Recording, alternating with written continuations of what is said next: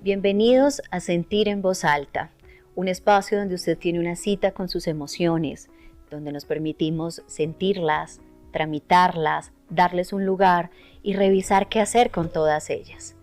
Hoy vamos a hablar de psicosis, una realidad fragmentada, y nos acompaña el psicólogo Víctor Ferrer. Él es psicólogo clínico, magíster en psicología clínica, docente universitario y es el cofundador de Catarsis. Esperamos que sea de su interés. Bienvenidos a este espacio.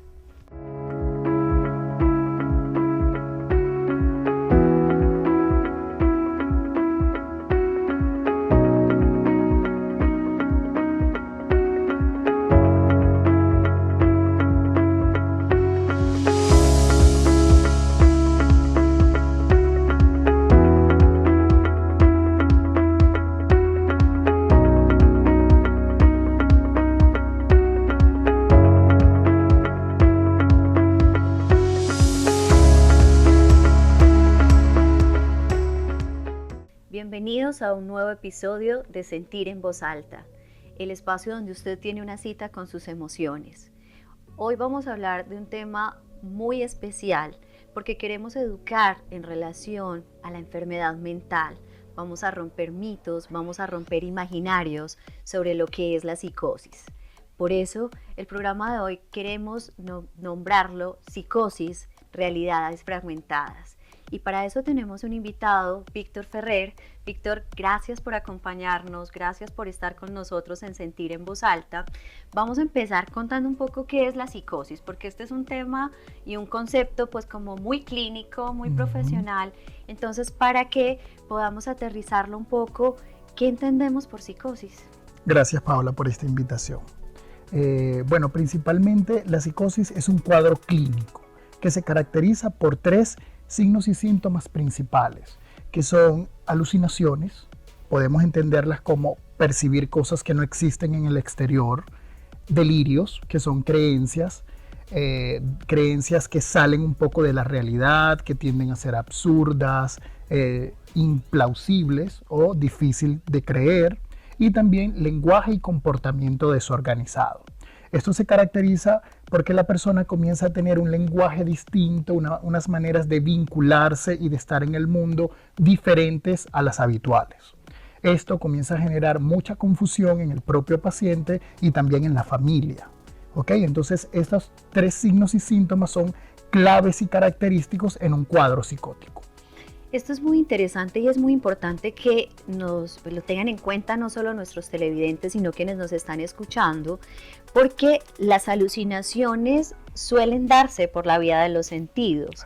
Entonces, la alucinación auditiva, por ejemplo, que es de las más comunes, es el paciente que nos dice que está escuchando voces, pero también pueden ver cosas que nosotros en nuestro plano no podemos percibir como lo perciben ellos.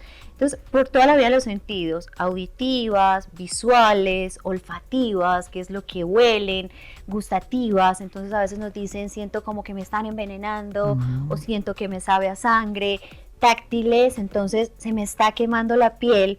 Y quisiera que lo aclaráramos, Víctor, porque a veces solemos invalidar a estos pacientes y decir, pero es que yo no veo nada. Aquí es muy importante entender que el hecho de que yo no lo vea no quiere decir que no exista como realidad para el otro. Para el otro, así es.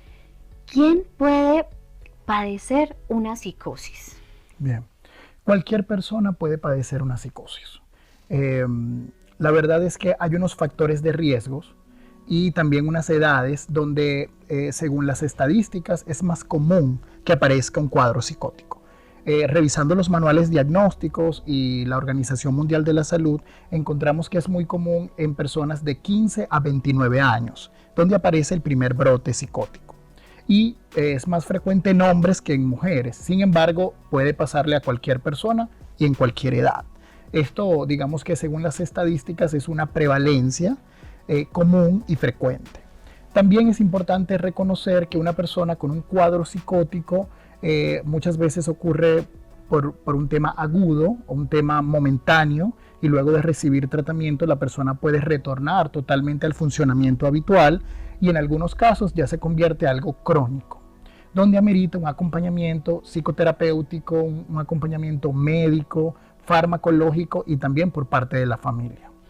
Vamos a ir aterrizando los conceptos porque sé que puede generar confusión, que puede generar curiosidad. ¿Qué entendemos por un brote psicótico? Tú nos estabas diciendo, bueno, puede aparecer un primer brote. ¿Cómo identificamos nosotros que nuestro familiar, que nuestro vecino, que nuestro cercano puede estar en un brote psicótico? Muy bien. Algo muy característico en el brote psicótico son los síntomas positivos. Se le denominan positivos porque hay una presencia de alucinaciones, como tú muy bien los explicabas, que son percepciones por los órganos de los sentidos, como la audición, la visión, el tacto. También ideas delirantes, que son creencias irracionales, como me están envenenando, la gente quiere hacerme daño, alguien me persigue, que son una de las más frecuentes. Y como les decía, el lenguaje y comportamiento desorganizado, donde la persona comienza a tener un deterioro en el funcionamiento habitual de su vida. Encontramos mucho deterioro en el aseo personal, dejan de asistir a la universidad, pues si estudian, al trabajo, se deterioran los vínculos con otras personas, y es un cuadro muy agudo y muy evidente para la familia y para las personas que rodean a este paciente. Generalmente esta fragmentación, como tú la nombrabas al inicio, comienza de manera progresiva. Comienzan los pacientes a dar unos pequeños signos y síntomas de alarma que no son muy evidentes. Por ejemplo, aislamiento, desaseo personal, comportamiento extraño, lenguaje extraño, y luego cuando ya aparece la fase aguda de la enfermedad, que es el brote psicótico propiamente dicho, encontramos estos signos y síntomas bien agudos y que son muy notorios para la mayoría de las personas. Es ahí donde aparecen todos estos imaginarios que yo creo que también están muy basados en lo real, donde la gente nos dice, es que enloqueció, y queremos pues acá en este espacio que se entienda la palabra con cariño, porque es que la concepción de locura en sí mismo es muy compleja, y este malestar que les produce a los pacientes la misma enfermedad es muy duro. Entonces a veces no lo nombran, no lo dicen, no piden ayuda, precisamente por no ser tachados de locos. La psiquiatría, Víctor, nos dice mucho que estos síntomas, estos signos que tú nos refieres, hay que tenerlos en cuenta porque el síntoma mismo nos habla de la historia del paciente, nos habla de la historia de la persona.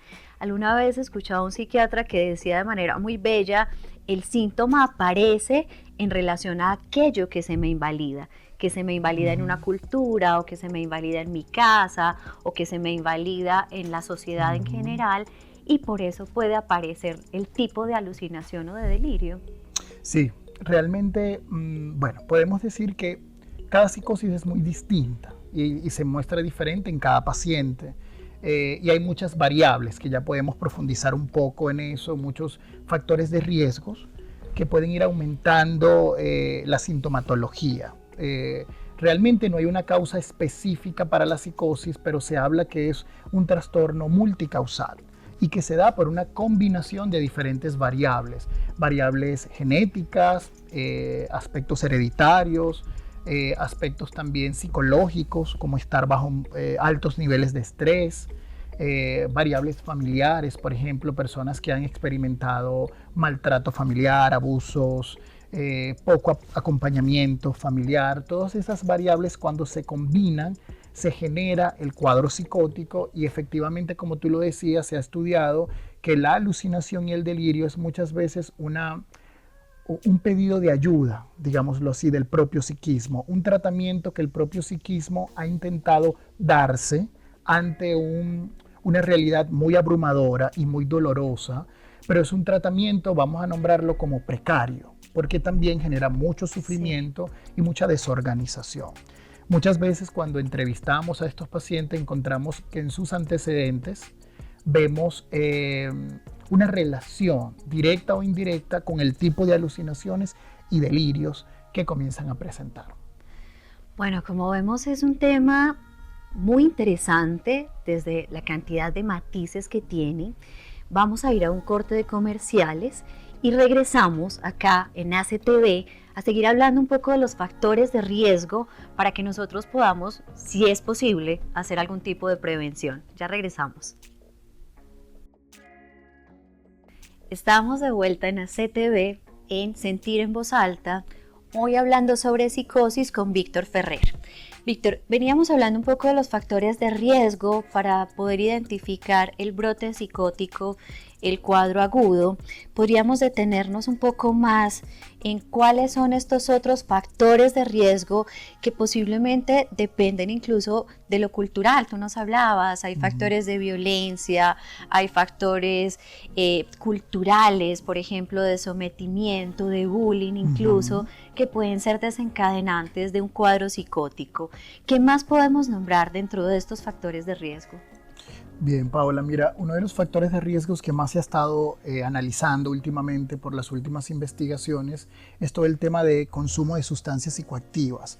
Hay una mayor predisposición y también prevalencia en aquellos pacientes que tienen un alto consumo de sustancias psicoactivas como el cannabis, el alcohol y otras sustancias también que alteran la conciencia y hay generan cambios en el comportamiento. También el tema familiar, estar sometido bajo altos niveles de estrés, maltrato familiar, abuso, violencia.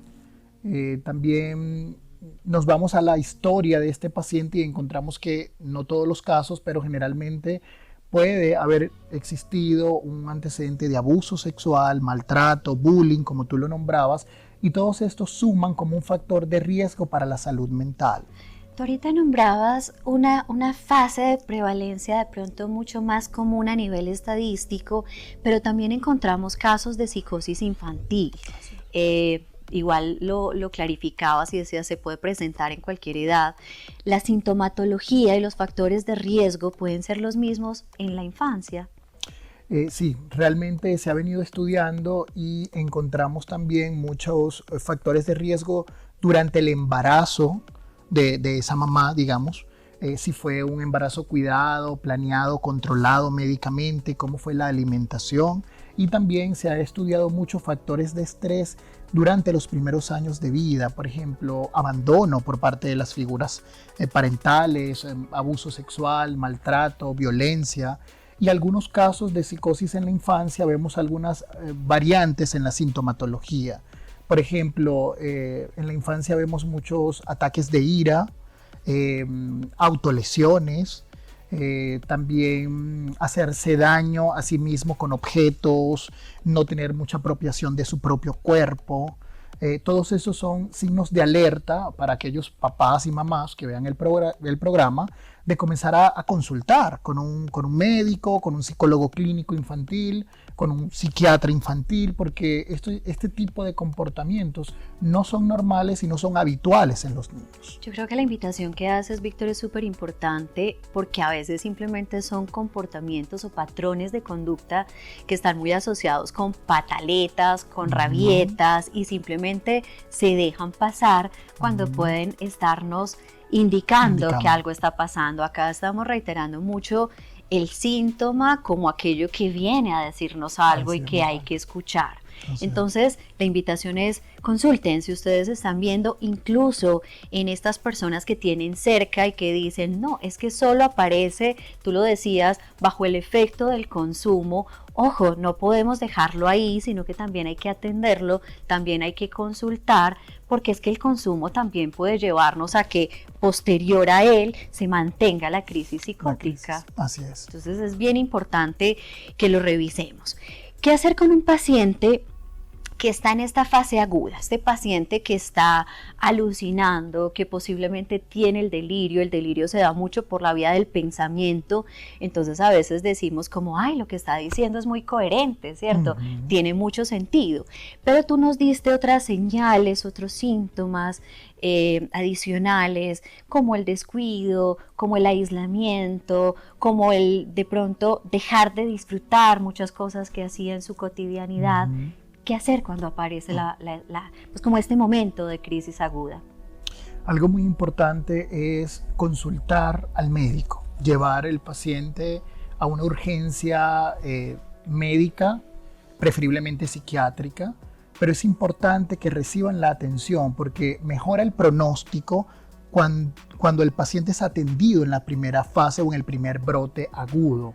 Empeora el pronóstico cuando el paciente ya ha tenido diferentes episodios recurrentes y no ha recibido el tratamiento farmacológico y terapéutico adecuado. Entonces, lo primero es llevar al paciente a una urgencia médica, siempre debe ir acompañado por algún familiar o red de apoyo, hablar con el médico tratante y nombrarle de los signos y síntomas que ha venido presentando, porque realmente si logramos identificar el primer brote agudo, estabilizarse primero médicamente y luego acompañarse de un proceso de psicoterapia, mejora el pronóstico del caso y del paciente. Lo primero que va a hacer el médico es descartar, porque los cuadros psicóticos pueden darse por varias razones. Primero se puede descartar una enfermedad médica, orgánica, infecciosa, una intoxicación por alguna sustancia psicoactiva. Luego de que se descarte estas posibles causas, entonces algunas veces no está presente estas variables y encontramos que es un paciente que posiblemente está teniendo el primer brote agudo y hay que descartar una posible esquizofrenia o algún tipo de trastorno crónico. Muy importante, y reiteremos, siempre requieren atención médica. Siempre necesitamos llevarlos a una sala de urgencia para que sean los profesionales en salud los que determinen no solo el grado de cronicidad, es decir, la gravedad en el momento en que ingresamos al paciente, sino que también podamos hacer prevención, lo que tú dices, porque esto le genera mucho malestar al paciente. Yo creo que la creencia desde el imaginario es, entre comillas, es que el loco no sufre, es que el loco no se da cuenta, es que no, como no tienen este principio de realidad, entonces no les está pasando nada, pero realmente es un cuadro clínico que produce mucho malestar y que produce mucho dolor al paciente. Así es.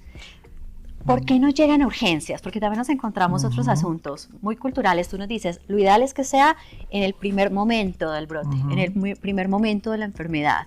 ¿Qué nos encontramos en la clínica? ¿Por qué no llegan en esta primera instancia o en este primer momento? Sí, lamentablemente muchas veces el paciente llega a urgencia o a nuestra consulta como psicólogos clínicos ya muy deteriorado, cuando ha pasado mucho tiempo luego del primer brote agudo, y encontramos mucho desconocimiento y mucha estigmatización en el tema de la enfermedad mental. También muchas creencias místicas, digámoslo así, muy atravesados por nuestra cultura latinoamericana, donde primero se prueban como otras prácticas, ¿no?, más espirituales, chamanísticas, en muchos casos lo vemos, y cuando vemos que ya esto no funciona, llega el paciente muy deteriorado. Creo que es importante este tipo de programas y les agradezco la invitación porque hay que psicoeducar. La población debe entender esto y poder identificar este tipo de signos y síntomas, porque mientras más rápido sea la atención, mejor pronóstico tiene. A veces estos síntomas o estas crisis también se presentan con agitación psicomotora, que es cuando hay una reacción del cuerpo donde los acompañantes nos dicen, pero es que se pone agresivo, pero es que se pone un poco violento, pero es que es muy difícil llevarlo porque tiene mucha fuerza. Claramente esto depende mucho del tipo de alucinación o de delirio en el que esté el paciente, pero esto también genera mucho temor, ¿sí? Mucho temor sobre todo a estas personas que acompañan o que están cerca de estos pacientes. Me gustaría, Víctor, una vez regresemos de este corte de comerciales, que hablemos un poco del lugar de los cuidadores y de todas estas emociones que la enfermedad misma puede producir. Entonces, no se vayan, ya seguimos en ACTV, en Sentir en Voz Alta, hablando de psicosis. Regresamos en Sentir en Voz Alta, hoy hablando de psicosis con Víctor Ferrer. Y antes de irnos a los cortes de comerciales, estábamos hablando del paciente, pero enfoquémonos un poquito en los cuidadores, en las familias, en estas personas que están cerca de estos pacientes y que claramente para ellos tampoco es fácil, primero por el desconocimiento a la hora de contener la crisis, pero también por los múltiples imaginarios que existen en la cultura en relación a este tipo de síntomas. ¿Cuáles son las emociones como más recurrentes en los cuidadores. Vamos a centrarnos un poquito en estos que están ahí al lado de este paciente. Claro. Esto que preguntas es muy importante porque los cuidadores también necesitan tener un acompañamiento tanto médico como psicológico, porque ellos tienden a sentir mucho miedo, mucho temor del propio familiar por estar observando estos comportamientos que son erráticos, diferentes, poco habituales. Ellos pueden tener también altos niveles de ansiedad en todo este proceso y esto les puede generar mucha angustia, incluso ellos pudiesen también, esto pudiese ser un factor de riesgo para su propia salud mental. Sí. Encontramos que los familiares también tienden a desarrollar algún tipo de cuadro sintomático cuando se le da el diagnóstico a un familiar, ¿no? Por toda la carga, no solamente social que eso implica, sino económica, familiar, el estigma, que es entonces la gente nos va a rechazar, la gente se burla de nosotros en la calle, o les da pena o vergüenza nombrar el diagnóstico y que otras personas se den cuenta del cuadro clínico que está viviendo el paciente propiamente dicho, ¿no? Puede ser una forma de proteger también a su paciente, de que éste no sea rechazado, estigmatizado, porque a veces tienen miedo, por ejemplo, de que sean despedidos de sus trabajos o de los escenarios académicos en los que están, o que aparezcan estos castigos sociales donde pueden ser maltratados o vulnerados física o verbalmente. Entonces acá el acompañamiento al cuidador también es sumamente importante para evitar esto que tú dices, que entren en otros síntomas. ¿Cuáles podrían ser? Depresiones, ansiedad. Depresión, altos niveles de ansiedad, incluso estrés postraumático, porque al ver a un familiar en una crisis, como tú nombrabas, de agitación psicomotora, donde algunos pacientes, no todos, pueden tornarse agresivos, la misma familia comienza a tener mucha sensación de miedo e inseguridad en su propio hogar, y esto genera un estrés postraumático. Yo recuerdo una paciente que nombraba, me cuesta dormir, ¿no? Al pensar que mi hijo pueda tener un brote en la noche. Claro. Entonces es altos niveles de estrés, de ansiedad, y algunos pacientes que también se pueden tornar agresivos. Es muy importante siempre, como te decía, la psicoeducación a la familia y el acompañamiento psicoterapéutico, porque es la principal herramienta y recurso para que el paciente pueda ir mejorando. Yo creo que hemos venido hablando de estos síntomas o de estas manifestaciones clínicas donde vemos que puede haber una manifestación motora mucho más elevada o mucho más crónica, por llamarlo así.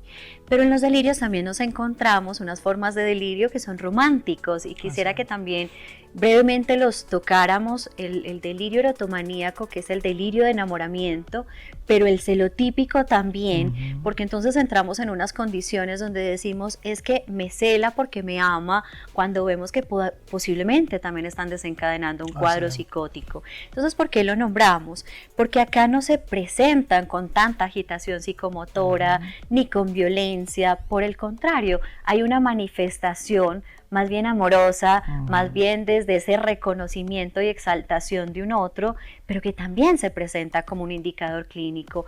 Estos dos puntualmente, Víctor, simplemente como para que les dejemos esta curiosidad de que sigan viendo Sentir en Voz Alta en los otros episodios, estos dos, el erotomaníaco, el celotípico, estos que no se presentan de manera tan agresiva o tan violenta, ¿cómo podemos reconocerlos? Sí, estos cuadros son muy comunes en el diagnóstico de trastornos delirantes. En estos cuadros no se presenta tanto el cuadro alucinatorio, pero sí un cuadro delirante muy severo, donde la persona tiene unas certezas, por ejemplo, en la celotipia, de que su pareja le es infiel y comienza a tener comportamientos agresivos, de persecución, como poner cámaras, micrófonos, vigilancia, revisar el celular de la pareja, perseguir a la pareja, y esto puede ser incluso generar peligro para el otro en este proceso, porque pierden el contacto de la realidad, ¿no?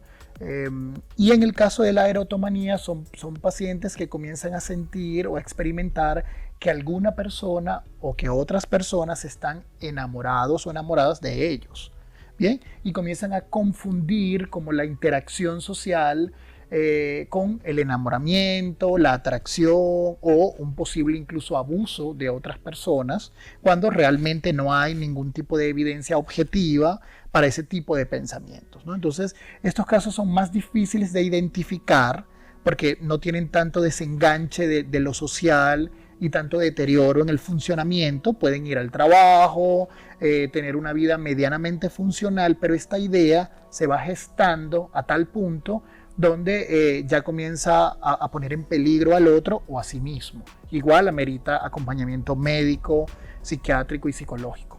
Claro, además porque acá no hay una pérdida de realidad tan marcada que nos lleve como cuidadores a entender que posiblemente está entrando en una crisis o en un cuadro clínico que necesita atención.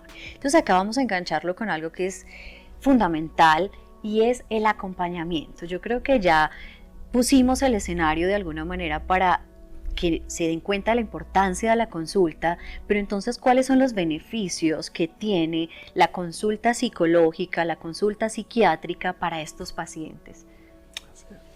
Miren, estos pacientes en el cuadro agudo requieren de acompañamiento psiquiátrico con unos fármacos llamados antipsicóticos que ayuda a de alguna manera disminuir las alucinaciones, las ideas delirantes y el lenguaje y comportamiento desorganizado. Pero esto no es suficiente en el proceso de rehabilitación de un paciente.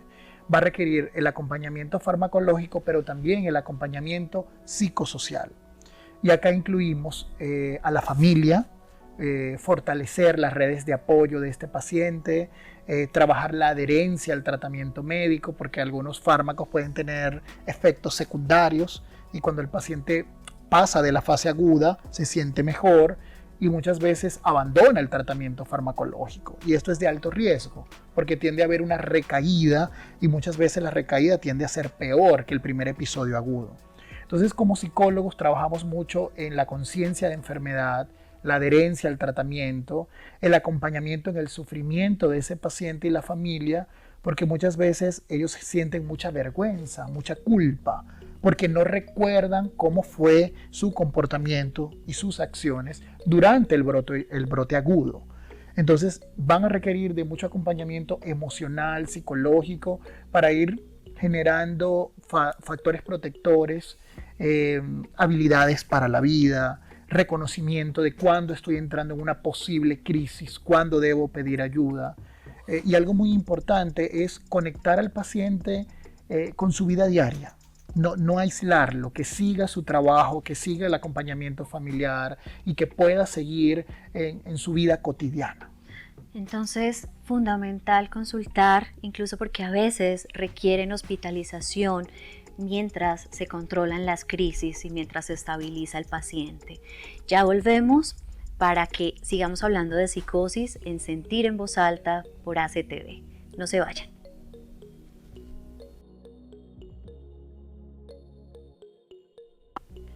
Regresamos a Sentir en Voz Alta, hoy hablando de psicosis con Víctor Ferrer, y vamos a un espacio para hablar un poco de factores protectores. Normalmente en los programas dedicamos un segmento para hablar de primeros auxilios emocionales. Aquí me gustaría que tocáramos un poco cuáles son estos factores protectores para estos pacientes con psicosis e incluso para sus familias. Bueno, yo creo que el principal factor protector es justamente tejer redes, ir tejiendo redes vinculares que sean positivos, que sean nutritivos. Creo que las redes de apoyo son nuestro principal recurso para sobrellevar las tensiones de la vida, no solo en el cuadro que estamos hablando el día de hoy, sino para prevenir o acompañar cualquier tipo de sufrimiento emocional, ¿no? Tener vínculos sanos, de apoyo, donde podamos conversar y drenar con el otro, creo que es fundamental, ¿eh? Otro punto clave es la actividad física. Se ha comprobado que hacer deporte ayuda a prevenir enfermedades mentales y también a cuando ya hay un diagnóstico mejorar todo el pronóstico de los trastornos mentales, porque hay un montón de beneficios bioquímicos, cerebrales, fisiológicos y psicológicos en la actividad física. Otro punto crucial creo que es cuidar nuestra higiene del sueño. Poder dormir de 6 a 8 horas consecutivas es fundamental para conservar nuestra salud mental.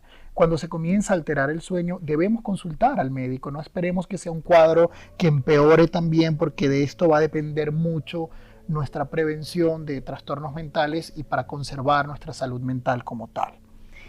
Es muy bonito, además es una invitación para que tampoco se sientan solos, para que sepan que hay un grupo de profesionales en salud dispuestos a atender no solo las inquietudes, los miedos, las preguntas que hay sobre la enfermedad, sino también para acompañar al paciente en todo este proceso que, como lo hemos venido repitiendo, genera tanto sufrimiento, genera tanto malestar y genera tanto deterioro. Entonces, cuidar que este paciente no se deteriore, creo que sería una de las claves principales a la hora de pensar en primer auxilio o en primeros auxilios emocionales.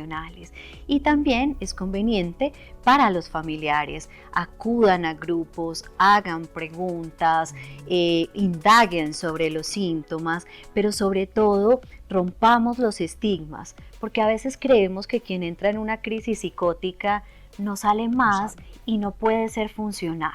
¿Qué podemos decir ahora que hablabas de psicoeducación en relación a este tema? ¿Qué pasa con los pacientes una vez son atendidos y reciben como el tratamiento adecuado?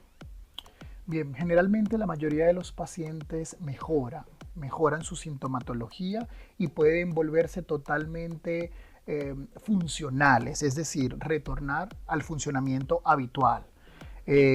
Hoy nos hemos centrado mucho en el primer brote psicótico agudo, pero luego que se estabiliza, esta sintomatología disminuye y la persona puede tener una vida totalmente funcional, una vida donde puede trabajar, tener pareja, tener hijos, ser independiente.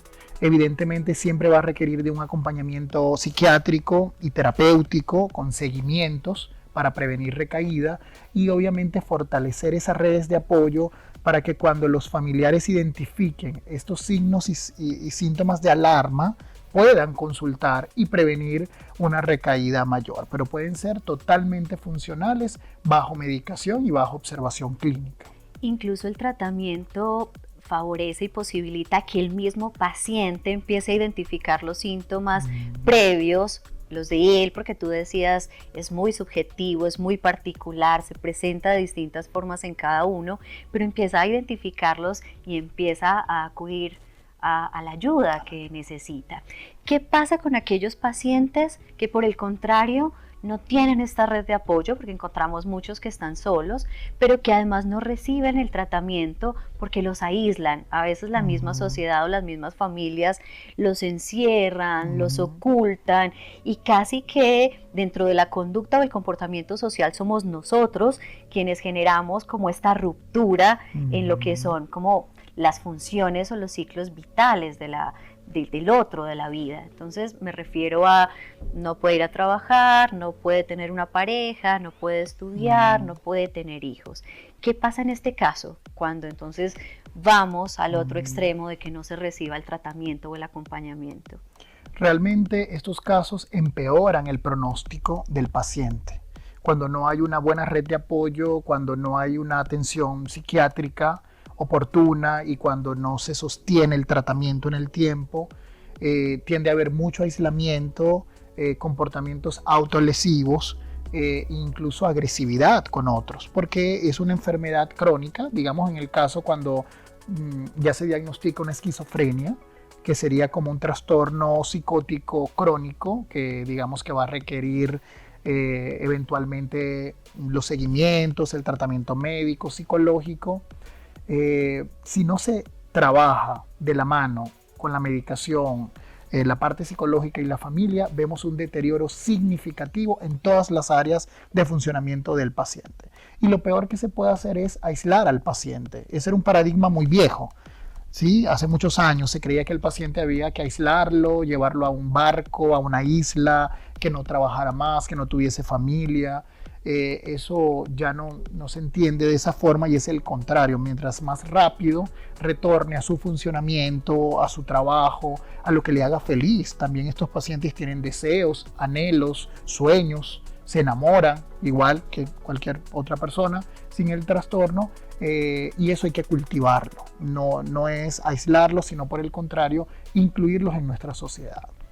Precioso, además porque también creemos que el hecho de internarlos, de que estén en un centro, en un hospital psiquiátrico, pero que permanezca años, sería como la alternativa, es la creencia. Pero nos está rompiendo ese imaginario, ese mito, diciéndonos, no, son las redes de apoyo, la contención, el acompañamiento, lo que realmente favorece los procesos de recuperación. Para que vayamos cerrando, Víctor, yo sé que hay mucho por decir, ojalá podamos sentarnos y detenernos de manera más detallada en cada una de las formas de la psicosis, pero quisiera que habláramos un poco de un imaginario que se reitera y que aparece, y es que se nace loco, o es que yo ya no tengo nada, entonces yo ya no tengo el riesgo de padecer o de desencadenar una psicosis. Tú ahora nos hablabas de algunas etapas de riesgo, pero también nos hablabas de factores desencadenantes, de factores de riesgo. ¿Cualquiera de nosotros puede enfermar con una psicosis? Sí, cualquier persona. Cualquier persona que tenga, había un psiquiatra que decía, cualquier persona que tenga cerebro puede enfermarse de una psicosis, puede padecer un cuadro psicótico. No estamos exentos de eso, por eso es tan importante el cuidar nuestra salud mental en todas las edades, consultar al psicólogo también de manera preventiva. Casi siempre nuestros pacientes, Paola, no sé si te pasa, nos llegan a nuestra consulta ya con una sintomatología muy grave, porque ha pasado mucho tiempo. Creo que es importante tener la cultura de ir al psicólogo como vamos al odontólogo, como vamos al médico general, y comenzar a cuidar nuestra salud mental, porque cualquiera de nosotros puede ser vulnerable a cualquier trastorno mental. Además, entender que la psicosis, que la enfermedad mental en general, no es un asunto de castigo, no es un asunto de posesión demoníaca, no es un asunto de privaciones como si fueran representaciones de castigos de deidades, que era una concepción muy antigua. Entonces, por eso queremos que aquí, conversando, nos acerquemos a entender la complejidad de la mente, pero también la cantidad de posibilidades que tenemos para atender, para prevenir, para acompañar, y volvemos, que no se sientan solos. Agradecemos, Víctor, tu presencia, tu conocimiento, la forma en que nos traes un tema tan complejo y lo haces tan cercano, tan humano. Y no nos olvidemos, el paciente que tiene un diagnóstico de psicosis, que tiene un diagnóstico de esquizofrenia, está sufriendo. Necesita de nosotros, necesita de nuestra atención, necesita de nuestro cuidado y necesita del acompañamiento y de los recursos necesarios para salir de esa crisis. Gracias por acompañarnos hoy en Sentir en Voz Alta, hablando de psicosis con Víctor Ferrer. Los esperamos en un próximo episodio. Hasta pronto. Gracias.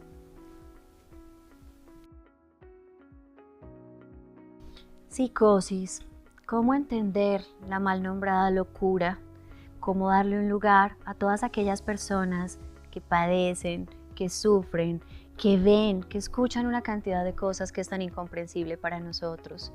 Démosle un lugar a su emoción, así esta emoción aparezca desde el pensamiento, así esta emoción aparezca desde el comportamiento, desde esta acción o desde esta creencia errática. Es el momento de entender que necesitan un abrazo, que necesitan ser cuidados, que necesitan atención, y la atención también es compañía. La psicosis, como realidad fragmentada, necesita del cuidado de todos.